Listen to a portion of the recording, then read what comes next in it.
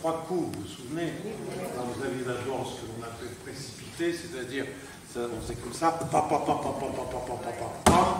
un peu pour estomper les conversations qui avaient tendance à se prolonger avant le lever de rideau.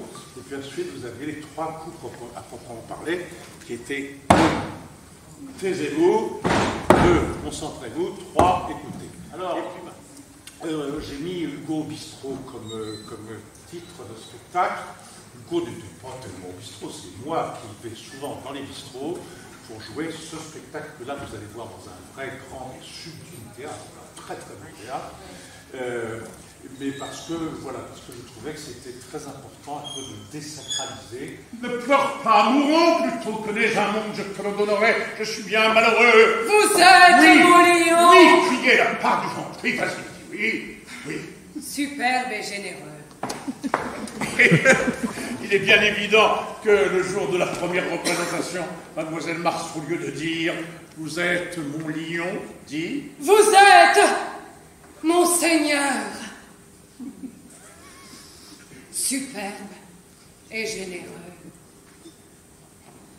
Bon vent au rang. Au bord de la fenêtre, et j'écris. Et j'écris à 14 ans. Imaginez Victor Hugo à 14 ans. Il écrit « Je veux être Chateaubriand ou rien ». Maintenant, imaginez Victor Hugo arrivant chez Monsieur de Chateaubriand, plutôt reçu par Madame de Chateaubriand. Elle était fort convenablement avec Monsieur de Chateaubriand. Dans mon extrême jeunesse, quand je venais voir Monsieur de Chateaubriand, j'avais peur d'elle. Elle me recevait d'ailleurs assez mal. Madame de Chateaubriand était fort bonne, ce qui ne l'empêchait pas d'être fort méchante. Elle me recevait fort mal, c'est-à-dire qu'elle ne me recevait pas du tout. J'entrais, je saluais. Madame de Chateaubriand ne me voyait pas, j'étais terrifié. Cette terreur faisait de mes visites à Monsieur de Chateaubriand de vrais cauchemars auxquels je songeais 15 jours et 15 nuits d'avance. Une seule fois dans ma vie et dans le ciel, Madame de Chateaubriand me reçut bien. Monsieur Victor, viens me chercher ce soir chez Madame Kraft. Je t'aimerai jusque-là pour prendre patience. À ce soir.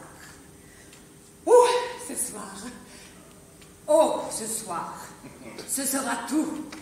Je me donnerai à toi tout entière. Juliette. Alors j'écris le rôle de Jeanne, très important, dans Marie Tudor pour Juliette. Et le jour de la première représentation, elle perd tous ses moyens-là. Mesdemoiselles, messieurs, pardonnez-nous d'interrompre le cours de nos émissions. Nous voudrions vous faire entendre Monsieur Jean Villard, directeur du Théâtre National Populaire de France. On se dit, mais merde, qu'est-ce qui s'est passé? Théâtre populaire, c'était énorme. Pour Jean Villard, c'était énorme. Et d'un seul coup, on entend cette chose. Mesdames, messieurs, Gérard Philippe n'est plus. Alors, je ne sais pas, pour certains, ça évoque quelque chose d'immense.